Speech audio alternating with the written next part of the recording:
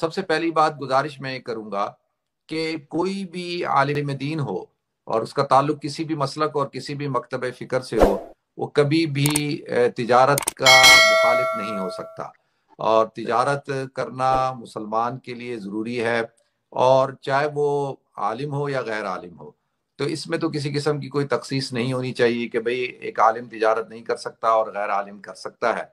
तो इस हवाले से तो मैं समझता हूँ कोई दो राय नहीं होगी। कोई भी आलिम दीन, चाहे वो अ, जिसको थोड़ा सा भी इल्म होगा वो भी, और जो माशाल्लाह बड़े अकाबिर उलमा है उनको भी, तो तिजारत की तो नफी वो नहीं कर सकते। तो इसमें तो कोई हमें बहस करनी नहीं चाहिए। हमें चाहिए कि हम डायरेक्ट उस मसले पे आ जाएं कि उलमा, अच्छा उलमा में भी दो ग्रुप हैं।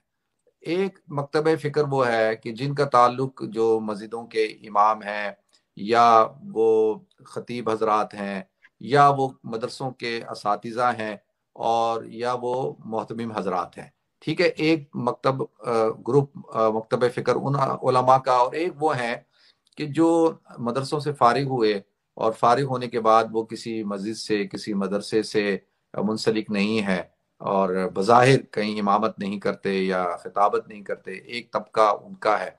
तो लिहाजा आ, जो मेरे ख्याल में तनकीद होती है वो उन उलमा के हवाले से हो रही है, या लोग कर रहे हैं, कि जो मदरसों के मोहतमिम हैं, या खतीब हजरात हैं, या इमाम हजरात हैं। और लोगों के जहनों में ये बात है कि जी क्योंकि वो इमाम होते हैं, वो खतीब होते हैं, मदरसे के मोहतमिम हैं, तो लिहाजा अगर उनसे कोई ऐसी कोताही होगी तिजारती मामलात के अंदर, क्योंकि तिजारत के अंदर नफ़ा भी है, नुकसान भी है, और इश्यूज भी खड़े होते हैं, क्योंकि लेन देन का मामला होता है।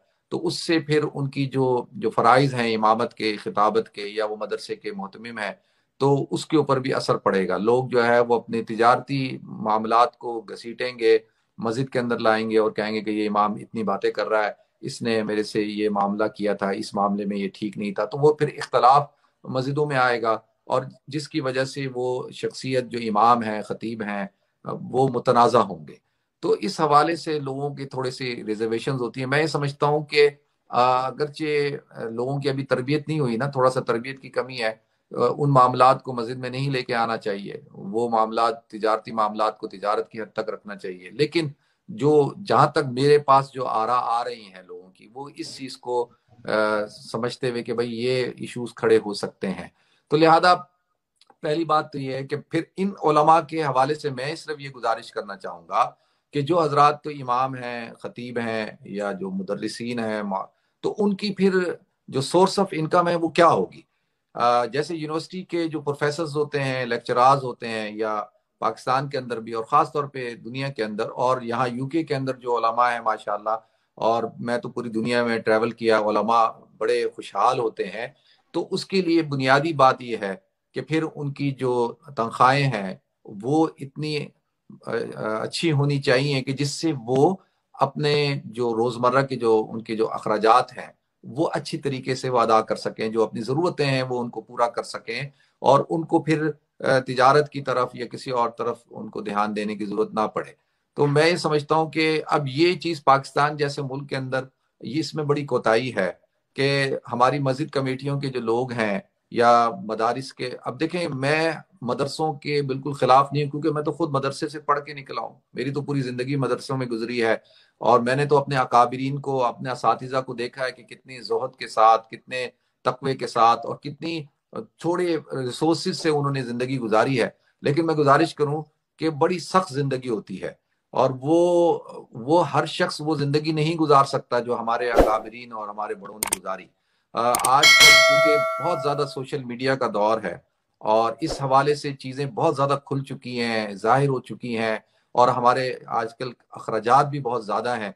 तो लिहाजा इस हवाले से मेरी तो उन जो उलमा हैं, जो इमाम हैं, ख़तीब हैं, उनके जिस मस्जिद में हैं, या कमेटियों जो जो भी उनके जो जिनके साथ मामलात होते हैं, उनको चाहिए कि उनकी तनख्वाहें कोई हैंडसम सैलरी होनी चाहिए, उनके वज़ाइफ इतने अच्छे होने चाहिए कि फिर उनको कोई इशू पेश ना आए, कि वो फिर जाहिर सी बात है फिर फुल टाइम फिर वो इसी को अपना, यानी जब उनकी तनख्वाह ज़्यादा होगी और उनके उनके पास अच्छे वसाइल होंगे, تو پھر وہ یقینی طور پر پھر اپنا پورا وقت اسی میں لگائیں گے، پھر وہ تجارت کی طرف سوچیں گے بھی نہیں۔ تو یہ جی تو ہو گئی ان حضرات کے حوالے سے۔ تو صرف ایک منٹ میں جی ایک بات عرض کرنا چاہتا ہوں کہ دیکھیں یو کے میں بھی اور ملکوں میں، افریقہ کے ملکوں میں جو امام حضرات ہیں، جو خطیب حضرات ہیں، ماشاءاللہ جو کمیٹیاں ہیں یا جو وہاں کی جو لوکل کمیونٹی ہوتی ہے، وہ ان کے لیے سارے وسائل مہیا کرتی ہے۔ ان کے پاس ماشاءاللہ اچھی گاڑیاں ہوتی ہیں، وہ اچھے گھروں میں رہتے ہیں، اور ان کے بچے بھی اچھی ایجوکیشن حاصل کرتے ہیں، تو ان کو ہر قسم کی مراعات ملتی ہیں۔ تو میں نے دیکھا کہ پھر وہ یکسوئی کے ساتھ جو مسجد ہے یا مدرسہ ہے، اس کے اندر وہ اپنے اوقات کو صحیح طور پہ لگاتے ہیں، اور پھر ان کو کم سے کم معاش کی کوئی پریشانی نہیں ہوتی۔ تو اس حوالے سے تو میں سمجھتا ہوں کہ یہ تھوڑی سی کمی ہے ہماری سوسائٹی کے اندر۔